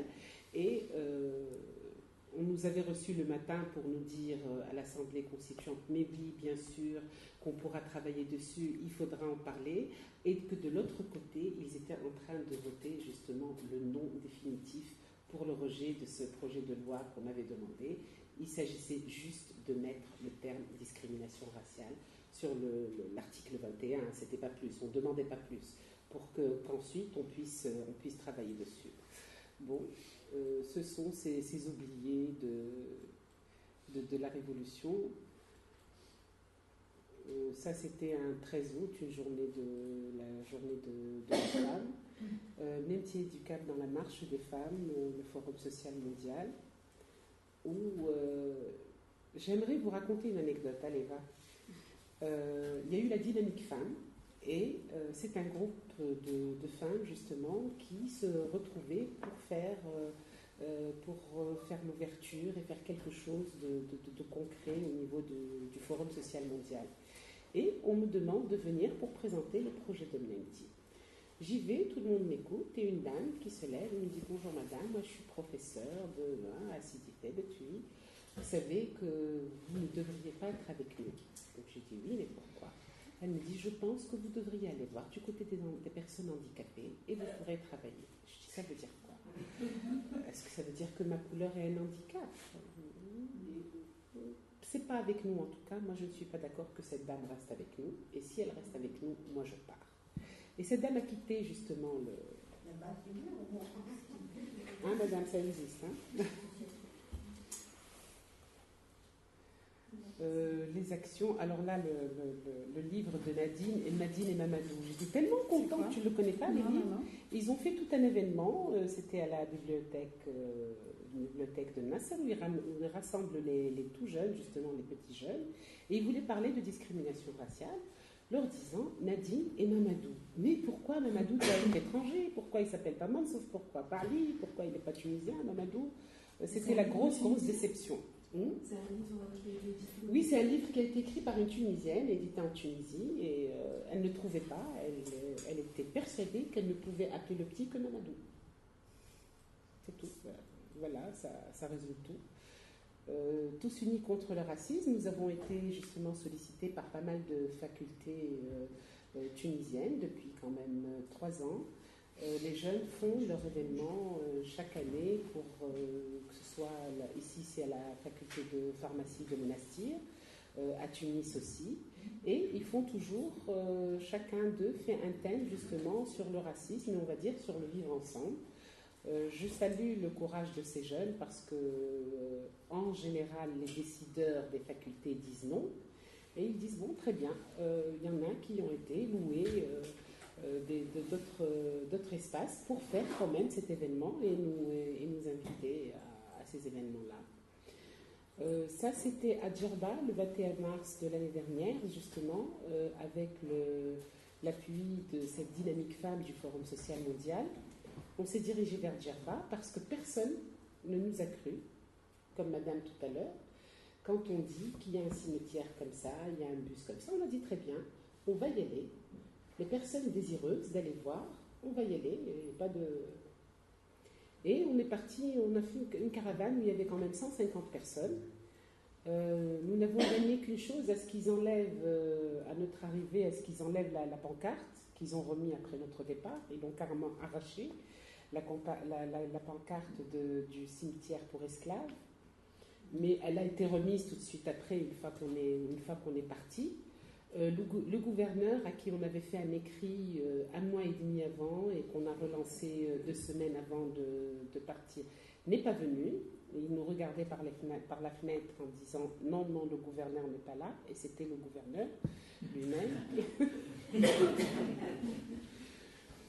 Et puis voilà, il y a pas mal de la société civile de Tunis, entre guillemets, parce qu'à Djerba, il n'y a pas beaucoup d'associations. Les Djerbiens n'ont pas beaucoup aimé ce qu'ils ont appelé par une descente, donc on a eu tous les problèmes du monde. Peut-être tu peux traduire les francophones. Parce qu'en Tunisie, pour noir, on n'emploie pas la couleur, on emploie le sifa, on dit ou sifa, qui veut dire esclave, qui veut dire serviteur. Comme au Maroc, on dit azi, c'est ça. Donc, moi je dis, je ne suis pas esclave, moi je suis une Tunisienne libre. Voilà. Beaucoup de nos amis sont venus, dont Gilbert Naqaj, justement, qui a fait le déplacement. Il n'est pas très très frais, le pauvre, il a fait toute la route avec nous, il a tenu à le faire par bus. Il est parti jusqu'à Gosba et jusqu'à Mednin. Et c'est pour ça que je lui ai offert cette pancarte pour lui dire Ahmed Tounes, lui et moi, c'est la Tunisie. Vous disiez qui est Gilbert Naqaj. Gilbert Naqaj. Oui, Gilbert Naqaj. Elle veut savoir qui c'est. Ah, Gilbert Naqaj est un Tunisien juif. De la gauche tunisienne, c'est un résistant qui a fait pas mal de prison, qui a écrit un très beau livre qui s'appelle Cristal, qu'il a écrit en prison sur justement les paquets de cigarettes de cristal parce qu'il n'avait pas de quoi écrire. Et Gilbert a écrit son livre sur il ouvrait les paquets une fois qu'il avait fumé les cigarettes. Il avait écrit son livre sur ces... Il a fait de la prison en Tunisie? Oui, il est tunisien, il n'est pas autre chose, Gilbert. Il a fait de la prison en Tunisie, bien sûr. C'était un opposant à Bourguiba. La dernière table ronde s'est passée le 22 janvier, parce que depuis 4 ans maintenant, nous tenons à commémorer le 23 janvier 1846, même si l'État ne le permet pas, ou ne nous permet pas, je veux dire, de le faire. Nous commémorons cette journée dans la paix, dans la non-violence, en faisant quelques conférences. La dernière, ça a été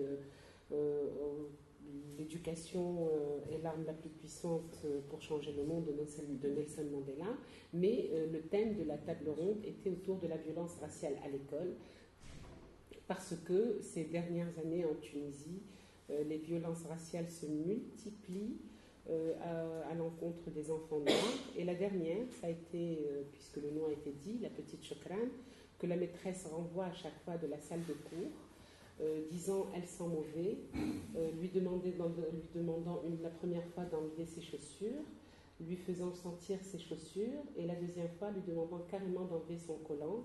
Et à chaque fois qu'elle sortait la petite, elle disait « ah, tout va bien, maintenant la classe est pure et il n'y a plus de mauvaise odeur ». Cette petite, la maman, ne sachant plus quoi faire, a emmené sa fille chez le psychologue qui a fait son rapport et qui l'a balancé sur les réseaux sociaux. Bien évidemment, ça n'a plu à personne. Il y a eu beaucoup de revendications de la part de la société civile, mais toujours derrière les PC, parce qu'on s'est dit très bien. On va faire un petit sitting d'une heure devant le ministère de l'Éducation nationale et on était très peu nombreux, hein. On était à peine les membres de l'association, les gens ne sont pas venus. Une semaine après, le ministre a reçu la dame, mais justement on est un petit peu déçus parce que c'est la dame maintenant qui doit répondre devant le juge pourquoi elle a dénoncé un acte pareil. Et c'est la petite qui n'a pas été acceptée dans 2 écoles. Oui, c'est bizarre. Il n'y a pas que ça, À chaque fois que l'un de nous va se plaindre pour un acte raciste, le problème, c'est que ça se retourne contre lui. Je suis moi-même en procès. Je peux, ne pas en rentrant à Tunis, passer de l'autre côté. Voilà, ça c'était le Festival de la paix. Ça c'est le groupe de Mlenti qui a fait cet étendard. C'était à Printemps où on a fait le tour de la Tunisie. Ça c'est lors d'une réunion, ça c'est les votes, on vote aussi. Voilà.